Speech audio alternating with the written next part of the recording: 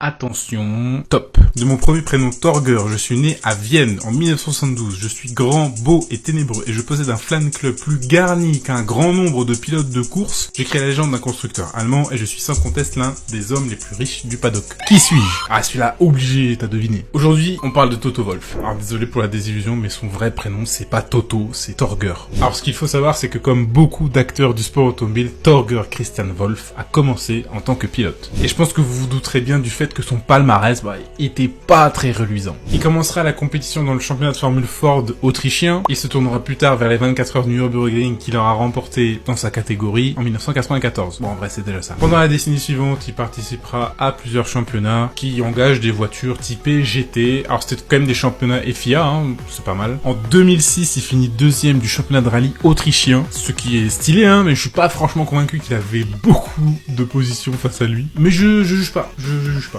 Toujours en 2006, il remporte la toute première édition des 24 heures de Dubaï. Même constat, je pense qu'en termes d'adversaires, bon, il y avait pas grand monde, quoi. Mais alors qu'il roulait toujours, Toto, c'est un malin, il commençait déjà à investir le peu d'argent qu'il avait dans des boîtes, et ça depuis 1998 déjà. Et son premier gros investissement est une boîte qui existe toujours aujourd'hui et que vous connaissez peut-être, enfin non, vous devez la connaître en fait, c'est HWA AG, qui à l'époque, je sais pas si c'est encore le cas aujourd'hui, développait des moteurs de Formule 3, entre autres. Et qui, accessoirement, exploitait Mercedes en DTM. Je vous laisse aller consulter le palmarès de Mercedes en DTM, puis vous allez comprendre que HWA, c'est pas des rigolos. Pour la petite anecdote, c'est aussi HWA qui avait préparé le terrain pour l'arrivée de Mercedes en Formule 1. HWA, ils sont aussi en F2, en F3, bref, HWA, c'est un très très gros morceau. Et accessoirement, c'est aussi le laboratoire de Mercedes pour tout ce qui concerne le sport automobile.